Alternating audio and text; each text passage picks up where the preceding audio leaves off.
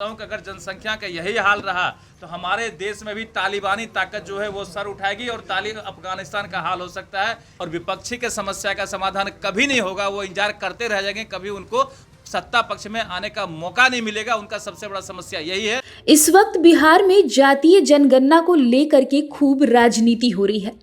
बिहार के मुखिया नीतीश कुमार और नेता प्रतिपक्ष तेजस्वी यादव प्रधानमंत्री से मिलकर भी आ चुके हैं, लेकिन बिहार सरकार के मंत्री नीरज सिंह बबलू का कहना है कि जातीय जनगणना से पहले जनसंख्या नियंत्रण बेहद जरूरी है, नहीं तो भारत तालिबान बन जाएगा।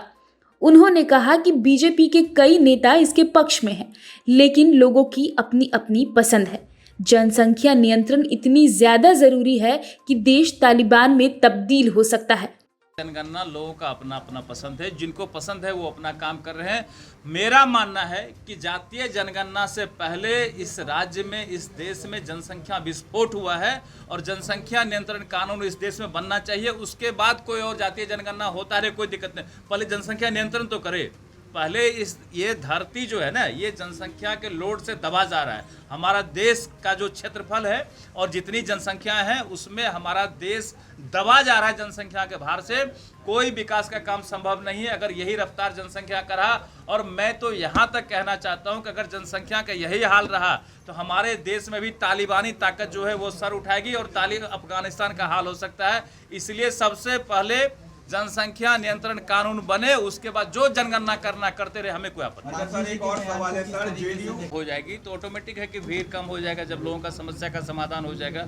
और ये कार्यक्रम सोमवार से शनिवार तक चलता है, 2-2, 3-3 मंत्री बैठते हैं। और इसलिए है कि भाई लोगों का समस्या का समाधान होता है। आज हमने भी दर्जनों समस्या का यहाँ समाधान किया, लोग संतुष्ट होकर गए हैं। लोगों के सामने जिस भी अधिकारी से संबंधित काम होता है उस अधिकारी को सीधा हम लोग यहाँ से फ़ोन करते हैं, काम करने का निर्देश देते हैं, जो जायज काम होता है वो होता है, समस्या का समाधान होता है। यहाँ सर एक सवाल है जी, ये हम नहीं कह रहे हैं, विपक्षी पार्टियां कह रही हैं कि जनता दरबार से कोई फायदा नहीं है। मुख्यमंत्री ने इससे पहले भी जनता दरबार लगाया और उसको देख के अब जो सत्ताधारी पार्टियां हैं ये काम विपक्षी कैसे जानते? विपक्षी से सवाल करिए कि क्या आप जनता दरबार में गए कोई किसी काम को लेकर के?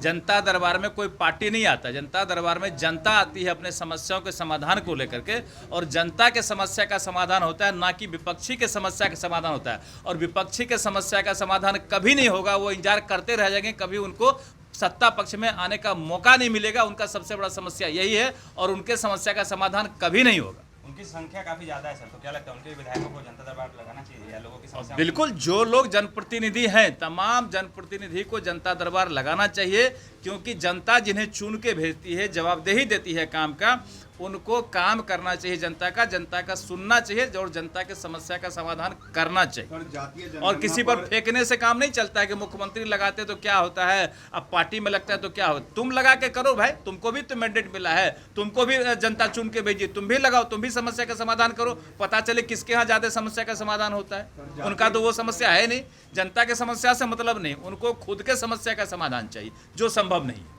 जब उनसे पूछा गया कि बीजेपी ने कहा था कि जदयू में 3 पावर स्टेशन हैं, इस पर भी उन्होंने कहा कि ये जदयू का मसला है और आप उनसे ही इस मामले पर पूछिए। आपको बता दें कि इससे पहले भी नीरज सिंह बब्लू ने प्रधानमंत्री के सामने देश की समस्या को रखने की बात कही थी। उन्होंने कहा था कि देश के सामने अभी सबसे बड़ी समस्या जनसंख्या है। देश और राज्य में जनसंख्या नियंत्रण कानून लाना बेहद ज़्यादा ज़रूरी है।